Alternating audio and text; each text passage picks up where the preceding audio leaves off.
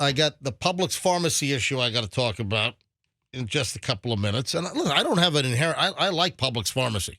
Yeah. I've had very good success at the Publix. My usual typical Publix pharmacy is the one across from West Shore Plaza Mall where the Sports Authority used to be. They built that small Publix there. Yeah. And their pharmacy staff in there is really nice. There are two women that are the pharmacists at the Publix in South Tampa on Kennedy across from West Shore Plaza. And those two women, they're great. They are friendly. They smile.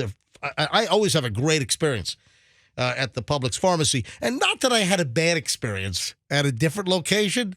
It's just, an interesting chain of events, which... What happened? All right. You ready?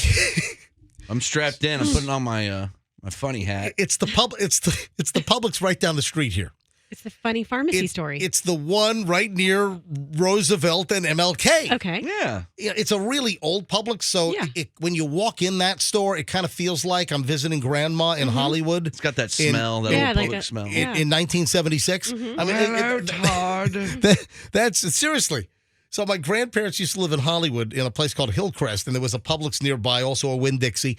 And I don't know, when I go into that Publix, it's like a throwback. It's like I'm walking into 1976 visiting Grandma. I'm 11 years old. Michelle needed some sourdough because Publix has really good sourdough. They do. But have you noticed the prices?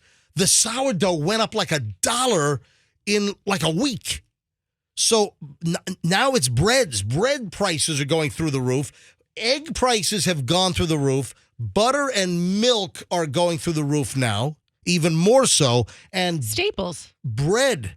No, the prices at Staples are pretty good. I mean, They got that. the reams of paper are pretty much the same for a while, and the highlighters are They're holding steady. Yeah, the Sharpies are about the same price, but seriously, so Michelle has me go get some sourdough because Publix has a really good sourdough in the bakery department, and they heat them up, they bake them fresh over there. I think there might be like a frozen product or whatever that comes in, but I'll tell you what, some of the frozen breads that are cooked at the stores are great, fantastic.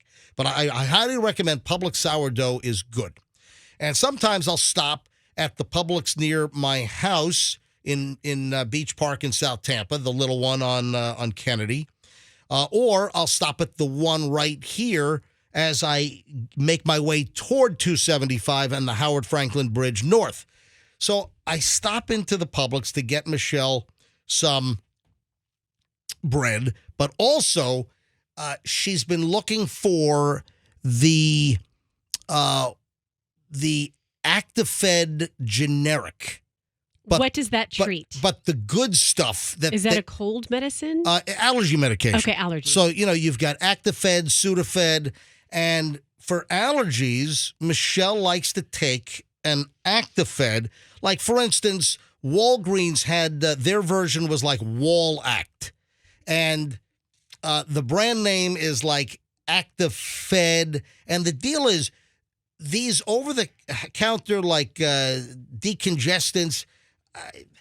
You got to get the ones that the pharmacists have behind the counter. Now, they're typically over-the-counter drugs, but they keep those behind the counter because they contain the good stuff, which is the pseudoephedrine. Which you can cook meth. You can cook it to make meth. But that's one of the ingredients in cooking meth is pseudoephedrine. So that's why they keep that drug behind the counter. So Publix Pharmacy, they sell some kind of a generic brand of, and Michelle makes it very clear. And Michelle, we're not cooking meth, all right? But Michelle, she, a couple of times a week, she wants to pop one of these before she goes to bed, and it clears her up. She sleeps well. And for the decongestant and for allergies, you don't want to buy the crap off the regular shelves in the aisle because it doesn't have the good stuff. And they put it in the pharmacy to control the fact that people can't buy like a dozen packages or 20 packages and then go, and it used to be that way. You used to be able to buy. Then they put it behind the counter in the pharmacy, and the active ingredient is pseudoephedrine and then triprolidine. So those are the two active ingredients that make this good. So I'm getting Michelle the bread, and then she wanted me to stop and see if they had the generic Actifed that they sell at Publix. They had one box on the shelf. Now, at the Publix up the street here, the over-the-counter stuff that is still controlled is like on the side on the right. It's like an L. And I go over to that side, and I'm just looking to see if they have the generic box that I'm looking for. It's like aprolidine or something. And so I can buy that from Michelle and then also pick up her bread. And I'm standing on the side, and he's helping, the pharmacist is a guy, and he's helping this elderly guy. And the elderly guy is obviously hard of hearing. Oh, no. So the pharmacist is yelling everything. I mean, you can hear the pharmacist in the produce section on the whole backside on the other side of the store. I need my Flomax. Well, exactly, pretty close. He's all like, his personal information. I filled 30 days of your olmesartan. What? And I filled a 60-day supply of your simvastatin or something like that. I'm like trying to remember the I'm not from Staten Island. This is Tampa. There's like 6 or 8 drugs this guy's picking up, and the pharmacist is yelling everything. So I'm standing on the side counter over there, and the pharmacist like looks at me and says, "Sir, can I get you to stand over here?" And it was for privacy reasons. Okay. So they and I didn't even see it. I went to where the product was, and I was just waiting. So the pharmacist has me moved behind the sign, which, by the way, I'm 2 feet closer now to the guy that is getting yelled at. So I was further away. And then there's a sign for privacy purposes. Please stand here. First of all, that's such crap. Even when the pharmacist is just talking in a normal voice, you can hear everything that is being discussed with the customer. All right? Mm-hmm. Everything. And I'm like an additional 3 feet away probably where I was standing. And I get moved. I get like kind of scolded. Can you please wait here, sir? But the pharmacist is yelling. You weren't going to miss anything. Nothing. I'm telling you, they heard this on the paper towel aisle, okay? They heard it, it was almost like he was on a PA system. What?